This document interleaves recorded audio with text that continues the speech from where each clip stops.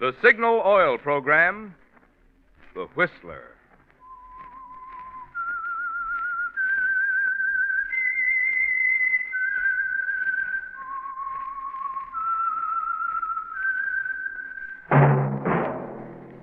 That whistle is your signal for the Signal Oil Program, The Whistler.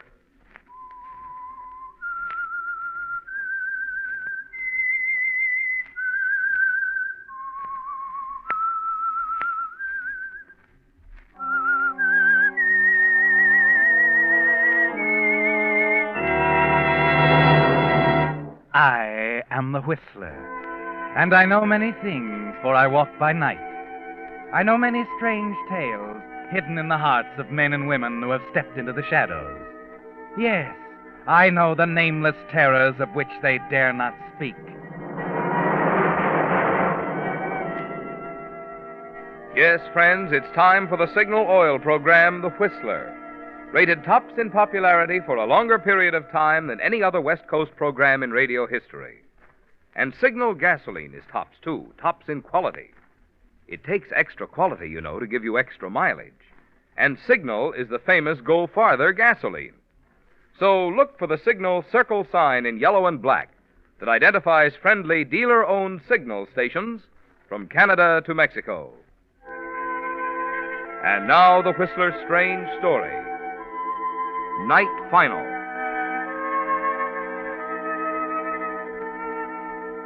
She was a newspaper woman, and a good one. Words came easily to her. Fresh, new, interesting ways of saying what she saw or felt or heard.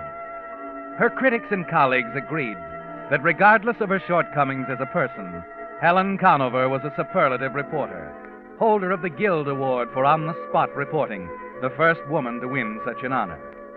Yet now, as she stood in the courtroom, she found it was hard to put her feelings into words, impossible to describe the exhilarating sense of freedom she felt when the judge announced his decision. That's all, Mrs. Delavan? That's all, Your Honor. Very well. Divorce granted.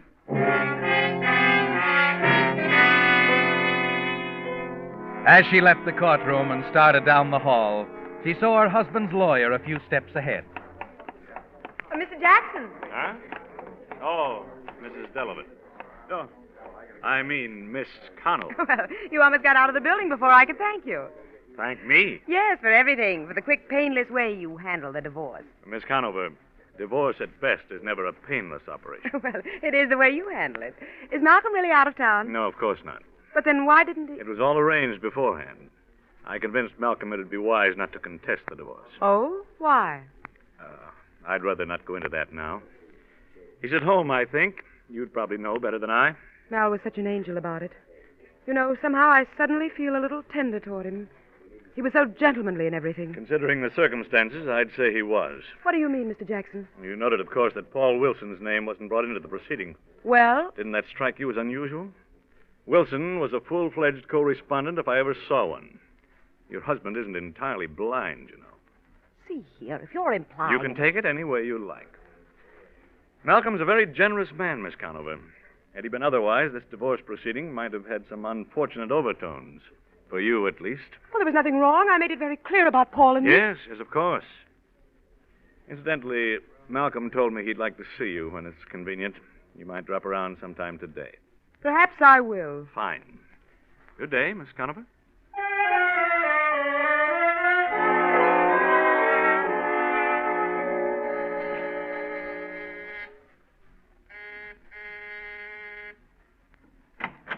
Hello, Malcolm. Oh, nice of you to ring the bell, Helen. Oh, now, don't be that way. I've come to tell you how nice you were. For what? Being such a good sport. We can still be good friends. Yes, I suppose that's the fashionable thing for divorced couples, particularly among your pseudo-intellectual friends. Sorry, darling. I'm not going to let you draw me into an argument, especially now. With love on the wing, huh? Right. Let's have a drink, Mal, to our separate futures. Well, if you say so. What'll it be? Bourbon, dear. Oh, you might find something on the desk that'll interest you. Oh, don't tell me. Let me guess. Oh, here we are. A new letter opener. Oriental sheath knife, isn't it? 14 notches on the handle. Ooh, long and bloody history. Now, why do you ever collect these things? Isn't Oriental. It's South American, and that's not what I'm talking about. Take another look. Nothing else here, just a letter. Mel, where did you get this letter? In the mail. Perfectly normal routine. It's from Paul. Why is he writing you? He'll be in town tomorrow night. For some reason or other, he wants me to come to his apartment at 9. Here's your drink. But why would he? Oh, maybe at long last he's heard about the divorce. Airline pilot's out of touch with things, you know. You're going to see him? Of course. Let's drink to him, Helen, to our good friend, that wife-stealer superb, Paul Wilson. That's not necessary. You saw now, because you didn't even know he was going to be in town. I knew it and you didn't. That's a great story. Man bites dog. Stop it, Mel. I won't have you talking like that. All right, Helen. You're a great girl, a fine reporter. I resent losing you, I admit it. Just too bad you didn't take enough time out from your reporting to learn to be a woman. Now you'd better go. Listen, Mel. I said you'd better go. He's probably in town now waiting for you. Well? All right. Goodbye, Malcolm. Well,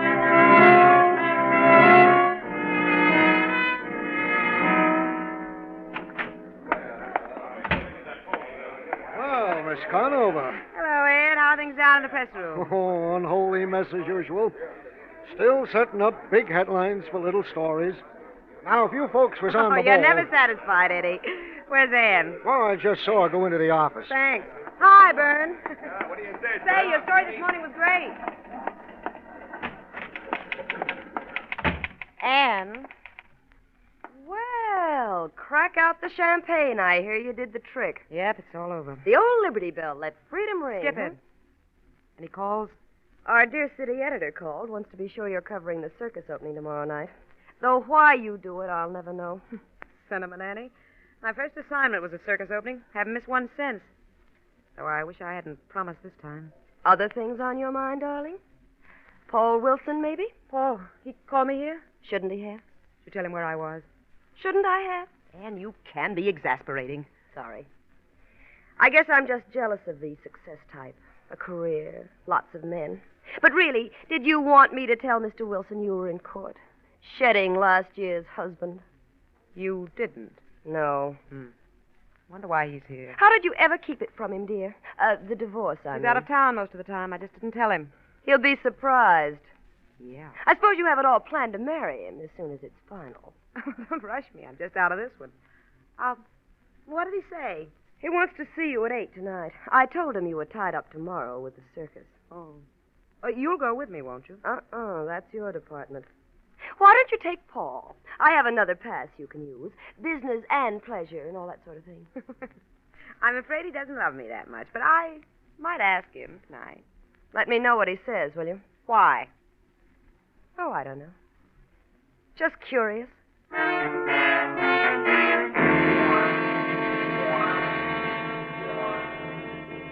For the rest of the afternoon, you try to catch up on your work.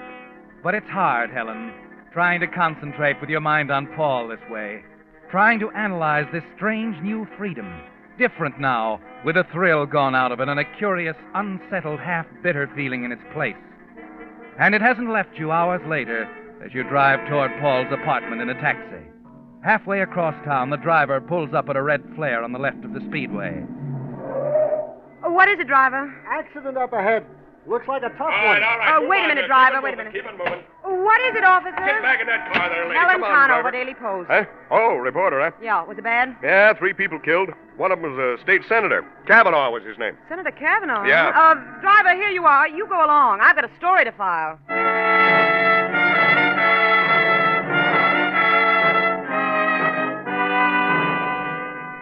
Yes, Helen, on duty or not, you're a reporter above everything else. A state senator killed. The bodies of 2 high school students in the wreckage of the other car. So it's 2 hours later, nearly 10 o'clock, when you finally arrive at Paul's apartment. Well, so you finally decided to show up, darling. I'm sorry, Paul. I got here as soon as I could. There was a bad accident. I had to get the story in. You're not supposed to be working this late. I'm a reporter, dear. When a story breaks and I'm there, the Daily Post gets it. Yeah. For God, for country, and the Daily Post, eh? Well, I'm not a reporter now, dear. Oh? I'm a woman. A single woman. Yeah, I heard about it. Aren't you glad? Nope. What did you say? Helen, just because I buy you a few drinks, take you dancing a couple of times, doesn't mean I intend to break up a man's home. Paul, I told you about You Malcolm. didn't tell me half of it. A man named Jackson looked me up. Your husband's lawyer. Jackson, what did he say? You should have let me in on all these plans of yours, Helen. Malcolm, too. What are you trying to say? I wouldn't have let you go ahead with this divorce. Well, it's all over, Paul. I have my divorce. I did it for you so I could be free. You made a mistake. A bad one. You see, I'm not getting a divorce. You're married. That's right. And Malcolm knew it. I don't know how, but he did. You what? Seems that you got into the wrong game, baby. Ordinarily, it'd be time to pick up your chips and go home. Now you can't even do that. You can't do this to It was me. your own doing, Helen. Don't go blaming me. Rotten. Careful, low. sweetheart. You'll spoil your makeup. You'll never get away with it, Paul. Do you hear me? You'll never get away with it. I'll You don't know kill how funny first. you look, really. Did you hear what I said? I'll Hey, wait a minute. kill you. Wait a minute. Don't. No. Oh, that's a dirty shame. that vase belonged to my favorite aunt. Don't slam the door.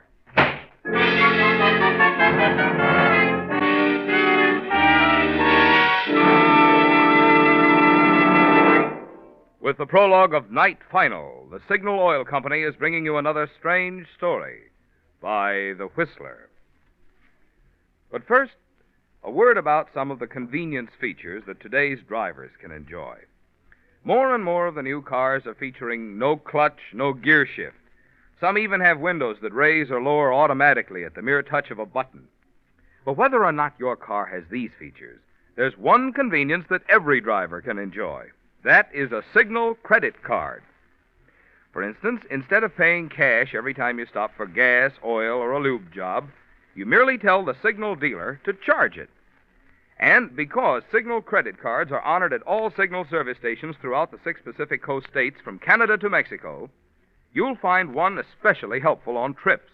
You're relieved of the necessity of carrying large sums of money, yet you're prepared for those unexpected emergencies that can arise. Moreover, at the end of each month, when you pay for your driving needs with one check, just as you now pay your phone, light, or department store bill, you have a handy record of what it costs to run your car. When you consider how much ease and pleasure all of this adds to your driving, it's no wonder more and more motorists are stopping by their Signal service stations to fill out an application blank for a Signal credit card. And now back to the Whistler.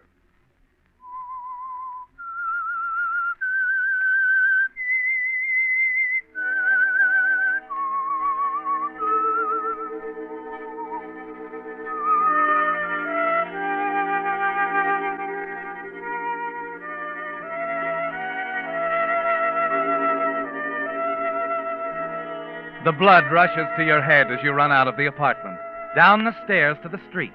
A hatred for Paul boiling up inside you, twice as powerful now as the love ever was. Because it's a helpless hatred. Because Paul is up there now, laughing at you, and you're helpless.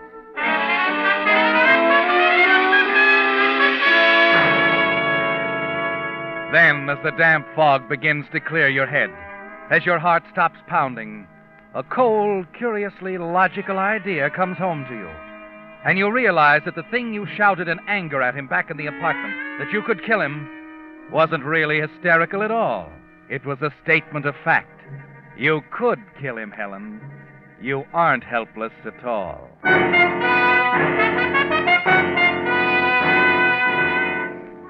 By the time you arrive at the office the next morning, you've decided exactly how it's going to happen. It begins with Anne. There are things you must plant in her mind, and with Anne, you have to be careful.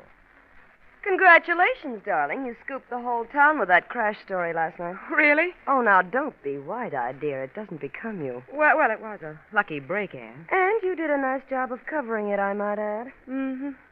Say, what's wrong with you? You're not very enthusiastic. Oh, it's nothing, Anne. Oh, cut it out. I know better. Now, what is it? It's Malcolm. Oh? Malcolm's found out about Paul? Yes, and you know what a temper Malcolm has. Well, he was at his worst, made all sorts of threats. Against you? No, that's why I'm worried. He acted as if he might take it out on Paul. You've never seen anyone so jealous, Anne. Well, keep them apart until it's over. That's all you can do. It's not so easy. You can hide Paul in a crowd tonight. Hmm? How do you mean? Take him to the circus with you. That's the one place Malcolm won't go. Not in his frame of mind. Oh, I'm afraid Paul isn't interested in circuses either. I still want company, though. How about you? Change your mind? The boss won't let me off the rewrite desk. I'll be at it all night. Oh, I'm disappointed. I'm not. If you spot any stories, call me, will you? Sure. Still wish you were going with me. They say it's quite a show.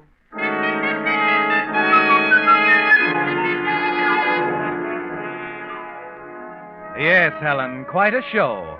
But you knew all along that Anne would have to decline your invitation, didn't you? That was part of your plan. Part 2 takes place at the apartment, your old apartment, to which you've still got a key. From your years as Mrs. Delavan, you know that Malcolm isn't home. At his desk, you pick up Malcolm's long, thin letter opener, hide it in your purse. Half an hour later, wearing a conspicuous red bolero jacket, you're standing in line at the ticket booth in front of Seeley Brothers' giant show. And there's a reason for not using your pass, isn't there, Helen? Hurry, come on. Yes, sir, who's next? Right here, 2, please. 2, here you go. Thanks. 3 in the grandstand. 3 grandstands, thank you. 1, please, grandstand. Yes, ma'am, 1 grand. $50 bill. That's the smallest you got, lady. I'm sorry. But for crying out loud, 50 I bucks. said I was sorry. Okay, I can handle it.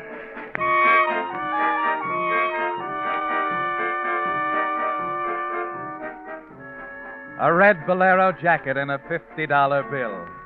You know the man in the ticket booth will remember you, don't you, Helen? And inside the main tent, you slip the jacket off, turn it inside out, and fold it over your arm. Just one of the crowd again. And then, a few minutes later, you slip quietly out a side exit and make your way to the street. It'll be a simple matter to reach Paul's apartment unnoticed on the crowded streetcar.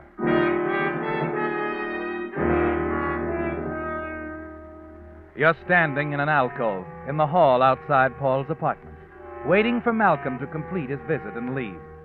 It's nearly an hour before you see him come out and start down the stairs. Almost before he's out of sight, you're down the hall, ringing the doorbell.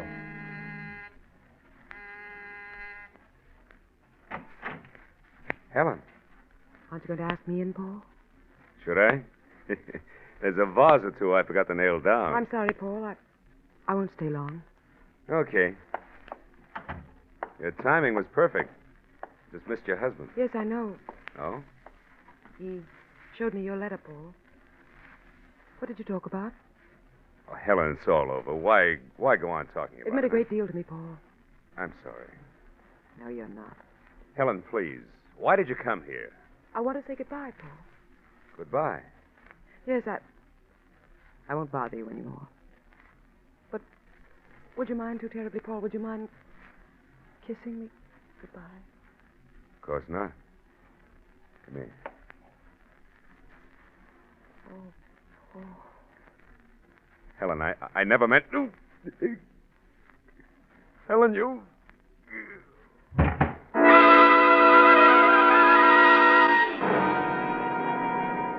It was a kiss of death, wasn't it, Helen?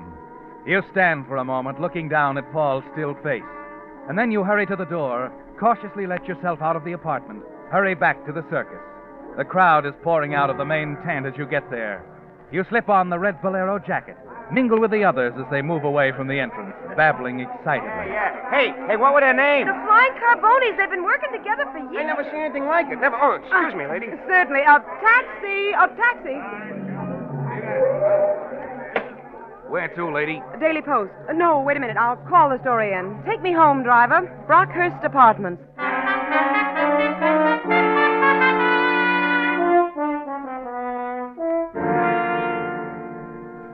That about all, Miss Conover? Give me the last paragraph again, will you? Sure. While last night's performance followed the Shaw Brothers formula right down to the waltzing bear and the death-defying acrobatics of the Carboni troupe, its very adherence to circus tradition assures it a profitable engagement. Mm-hmm. Profitable engagement in a city which has long since demonstrated its loyalty to tinsel and tan bark. Got that? Right. Okay, print it.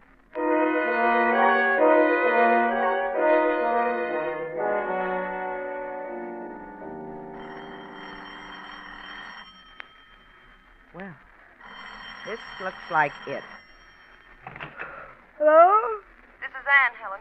Oh, good heavens, Anne, it's 3 a.m. If it's about that review, It isn't about the review, darling. You'd better brace yourself. I have some pretty shocking news. What is it? Paul Wilson was murdered tonight. What? They're holding Malcolm on suspicion. I'll be right down.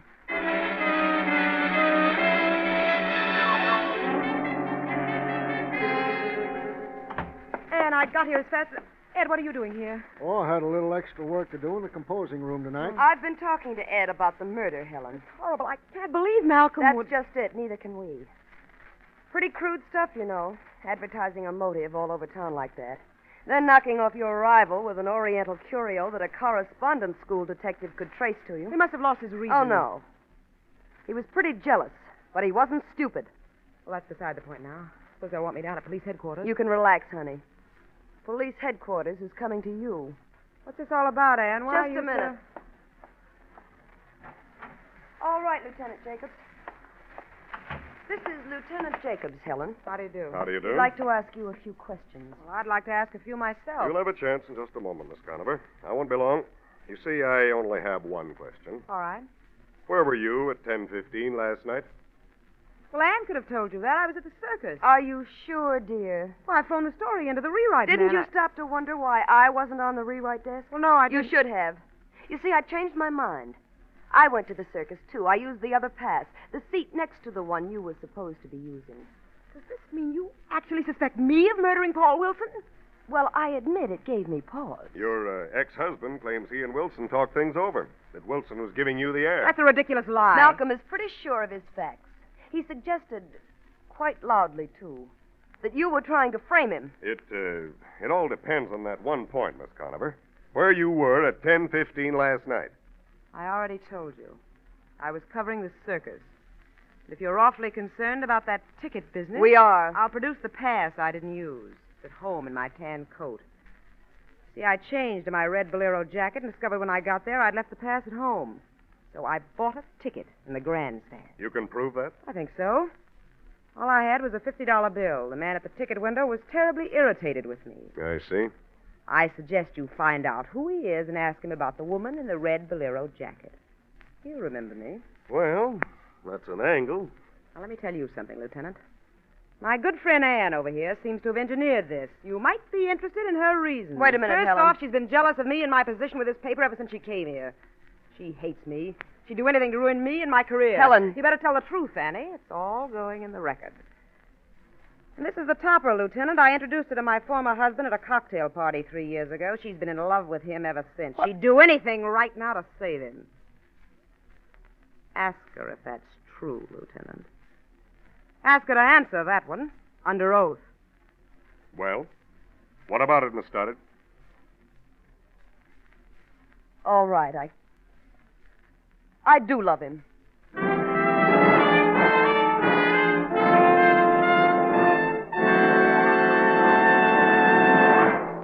The Whistler will return in just a moment with a strange ending to tonight's story.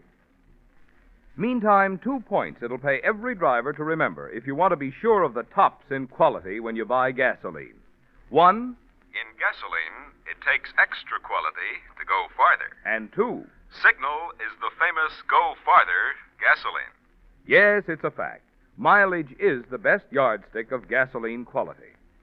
After all, in order to give you quicker starting, faster pickup, and smoother knock-free power, Signal gasoline has to help your motor run more efficiently. And when your motor runs more efficiently, naturally you see proof of it on your speedometer in mileage. That's why we're so proud of Signal's good mileage, which has made Signal gasoline known from Canada to Mexico as the Go Farther gasoline. And it's why we say, to be sure of the tops in gasoline quality, there are just 2 things to remember.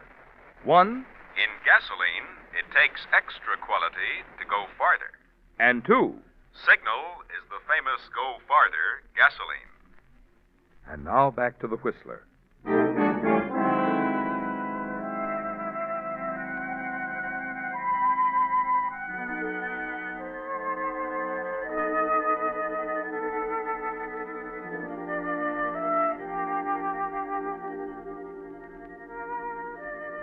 It's a tense scene, Helen, the 3 of you, Anne, Lieutenant Jacobs, and yourself.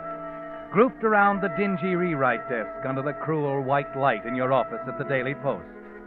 Ed, the compositor from the press room, sitting quietly on the sidelines. It was an awkward moment, explaining away your absence at the circus. But you're sure now, with a ticket man available to place you at the circus at the time of the crime, with Anne admitting her love for Malcolm, that you're in the clear. It's almost a full minute after her admission that Anne finally speaks. Ed. Yeah? Bring me the paper, Ed, the morning edition with the review of the performance last night. You've got it. Sure. Right here. Now, let's get this straight, Lieutenant. We're all agreed everything depends on where my capable colleague was. At the time, she claims she was at the circus. Why don't you let him check my review, Annie? I've already read it. Yes. You see, it's a rather important piece of evidence. The next time you see that typescript, it'll be marked Exhibit A. What do you mean? You're a top reporter, Helen. Never missed a trick. But you did last night. That's why we didn't print your story. We used mine instead. You what? Take a look at that headline.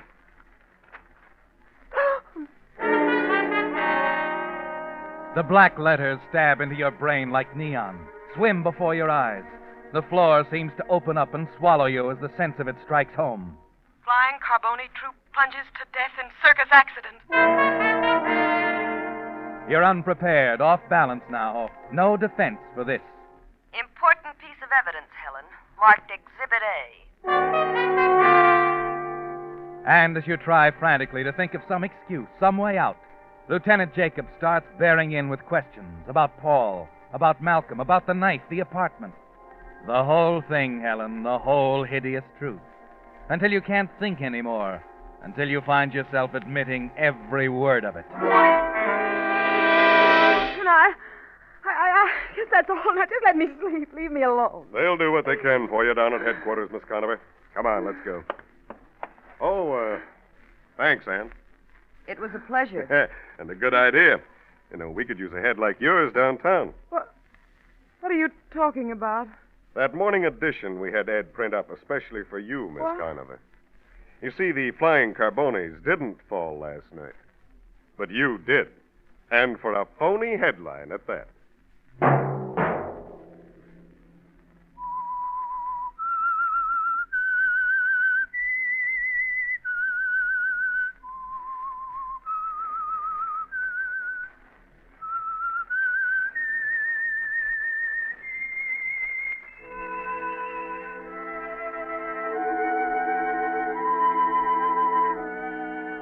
Let that whistle be your signal for the Signal Oil program, The Whistler, each Wednesday night at this same time. Brought to you by the Signal Oil Company, marketers of Signal gasoline and motor oil and fine quality automotive accessories. Signal has asked me to remind you, to get the most driving pleasure, drive at sensible speeds, be courteous, and obey traffic regulations. It may save a life, possibly your own.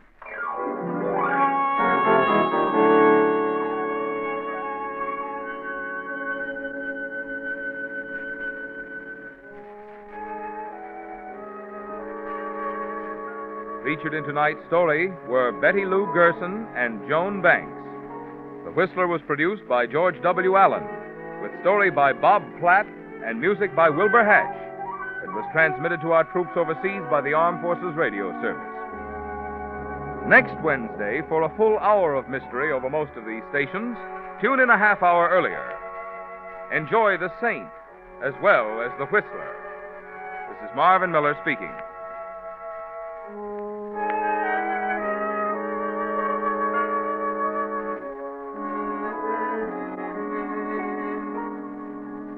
This is CBS, where 99 million people gather every week.